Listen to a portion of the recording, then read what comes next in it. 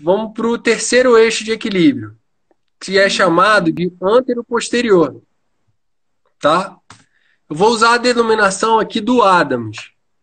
E lá ele fala que na região anterior, uma estrutura equilibrada, ela vai ter uma menor proporção, e na região posterior desse eixo de equilíbrio, uma estrutura equilibrada vai ter uma maior proporção, tá? Beleza? Pode seguir? Pode No seguir. meu dia a dia, o que que acontece? Ali, ó, maior e menores proporções. No meu dia a dia, o casco ele cresce e aí ele toma uma forma e proporção que inverte isso. Então, ó, a região então na verdade, voltando lá na primeira imagem, o equilíbrio de antero-posterior, uma estrutura ideal seria essa, ó, com uma menor proporção na frente e uma maior atrás. Mas no meu dia a dia, a grande maioria dos cavalos vai ter esse tipo de comportamento. O casco cresce e ele toma formas e proporções que vão trazer o desequilíbrio.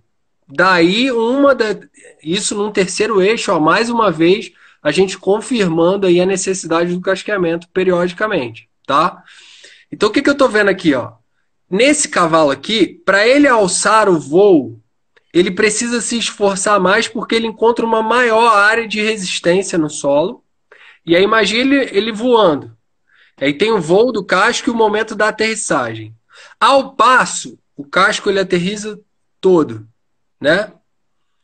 Só que no trote e no galope, ele geralmente vai chegar com os talões.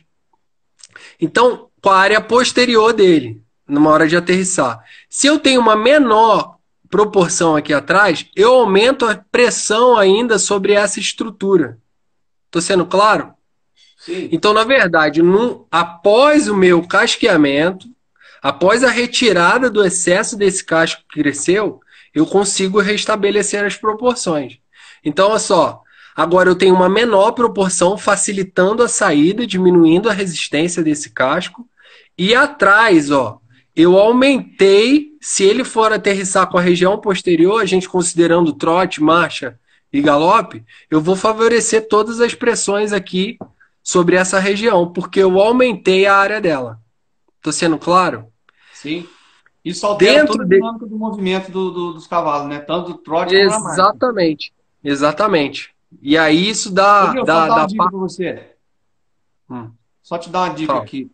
Como tem bastante gente que é do manga larga, tem bastante gente que é cavalo mais de trote, quando você for falar do trote ou do passo, fala sempre trote e marcha, que daí o pessoal fica ambientado. Tá, Senão fica beleza. parecendo que é só para cavalo de trote. Cavalo, o cavalo de marcha não é cavalo? É, pô, mas é porque você falou trote, entendeu? Usa a marcha também para a gente manter o pessoal aqui. Tá, não, sim, isso aqui é para qualquer cavalo, tá? Para a espécie de equídeo, se é de macho ou de trote, o equilíbrio, ele vai ser um bom equilíbrio vai ser o mesmo. É bom você tocar nesse assunto, porque isso aqui é um pedido muito comum no manga larga machador, o achinelamento, tá? E aí eu vou dar como exemplo, dentro desse raciocínio ali, vou até virar para minha câmera. Vou virar um pouco ali. Para a gente pensar na seguinte realidade quando eu achinelo casco de cavalo. Qual é o efeito e por que as pessoas pedem bastante isso, né? É porque você obriga o cavalo a ter um esforço maior. E aí ele muda a maneira como ele alça. Visualmente, isso traz um gesto de marcha para alguns cavalos que enaltece a marcha dele, tá?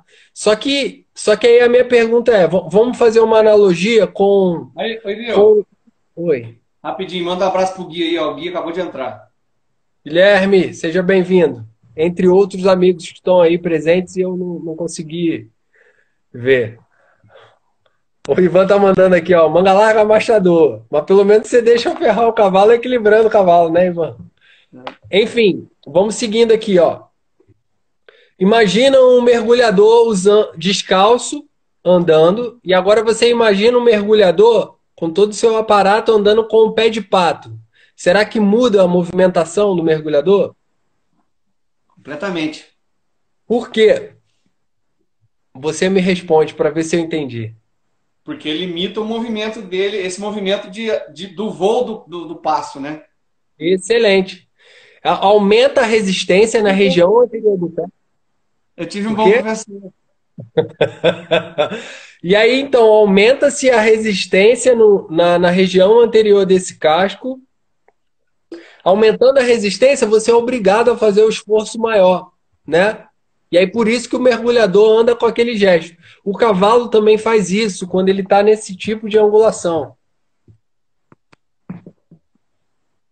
Uma coisa interessante, Thiago, que saiu na reunião do ano passado lá da Associação do Mangalarga Machador, que foi uma boa notícia para nós ferradores aqui, é que eles agora vão começar a se preocupar com o eixo podofalangiano. Então vai ter técnico de pista, cavalo achinelado não vai entrar mais em pista. Espera Pode aí. falar.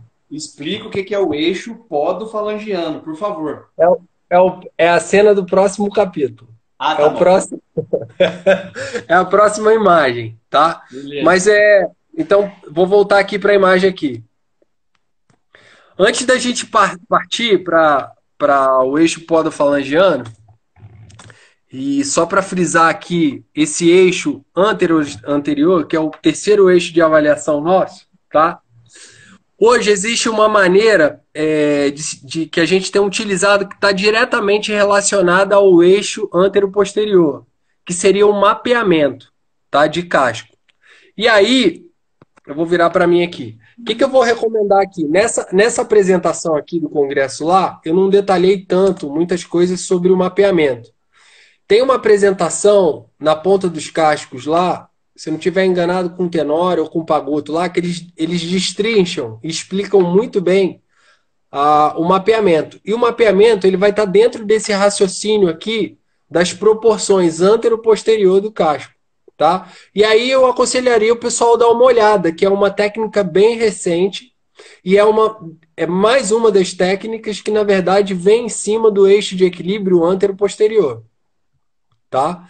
O que eu acho interessante a gente considerar é o seguinte, é que o ferrador, ele quando vai casquear, é só um parêntese que eu vou fazer, ele não deve só se preocupar com o eixo antero-posterior. Antero de região da frente, anterior, e posterior da região de trás de casco.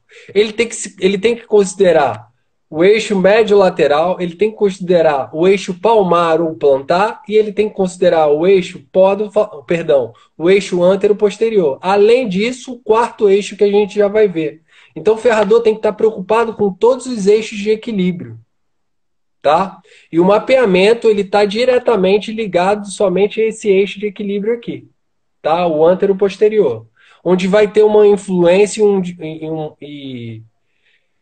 direta com relação a também os confortos das estruturas.